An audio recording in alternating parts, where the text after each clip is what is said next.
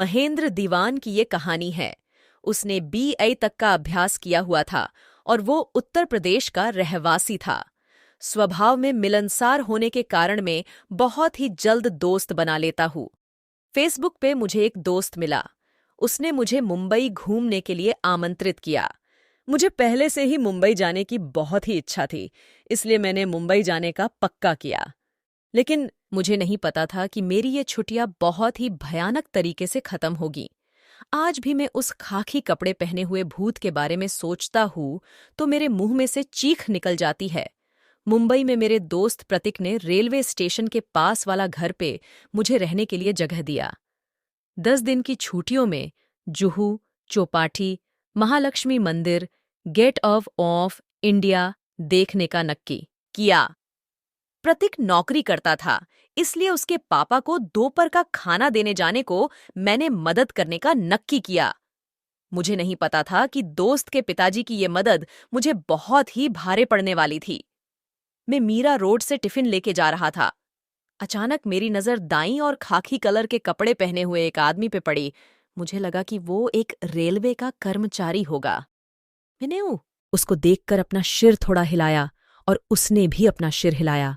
लेकिन मैं जैसे ही आगे बढ़ा, वो आदमी भी रेलवे के पाटे पे आगे आगे चलने लगा। अब मुझे डर के कारण पसीना होने लगा। कईयों की मुझे लगा कि वो मानसिक रूप से अस्वस्थ है या फिर वो मुझे मर के लूट लेना चाहता है। मैंने अपनी चलने की स्पीड बढ़ाई तो उस आदमी ने भी मेरे साथ दौड़ने लगा।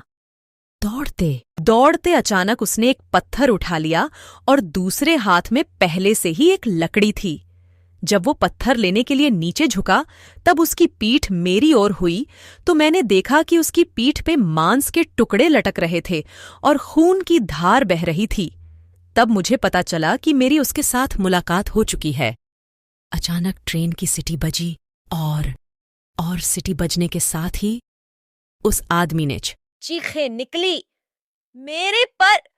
मेरे तो रूह तक खड़े हो गए और मैं कुछ भी सोचे बिना टिफिन फेंक के जोर से दौड़ने लगा। मेरी चंपल भी रास्ते में छूट गई और कंकड़ और पत्थर वाले रास्ते पे 300 मीटर तक दौड़ के हाईवे तक पहुंचा। सन्नाटा और उस सनकी से दूर जाके लोगों की भीड़ देखकर मेरे जान में जान आई, लेकिन डर के कारण मैं रोने लगा।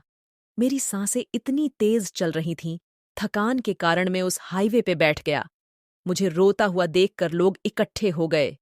किसी ने मेरी जेब से फोन निकलकर मेरे दोस्त से बात किया। मेरा दोस्त टैक्सी में बिठा के उसके घर ले गया। प्रतीक के पिताजी ने मुझे उस रेलवे ट्रैक के पास भटकता हरिया नाम के भूत की दुर्दट वाली बात बताई। उन्होंने बताया कि हरिया एक रेलवे कर्मचारी था। हरिया का काम ट्रेन के पाटे रिपेयर करने का था और जानवरों को रेलवे के पाटे से दूर रखने का था। हरिया खुद का काम पूरा लगन और मेहनत से करता था। एक दिन एक जानवर का पैर रेलवे के पाटे में फंस गया था। हरियो ये देखकर पाटे की ओर भागा और अपना पूरा ताकत लगा के वो जानवर का पैर निकलने की कोशिश करने लगा और उसी वक्त अचानक से ट्रेन आ गई। लेकिन बहुत ही कोशिश के बाद हरियो उस जानवर का पैर पाटे में से निकाल तो दिया, लेकिन ट्रेन की आवाज के कारण घबरा गया हुआ जानवर ने अपने सिंग से हरिया को उछाड़ के पाटे पर फेंक दिया और हरिया की पीठ पर से ट्रेन गुजर गई। शायद यही कारण से हरिया ट्रेन के पाटे से गुजर रहे हरेक से लोगों को डरा रहा होगा, लेकिन उसको देखने का मेरा अनुभव मुझे आज भी डरा देता है। दोस्तों, आपको ये कहानी कैसी लगी प्लीज हमें कमेंट करके जरूर बताएं।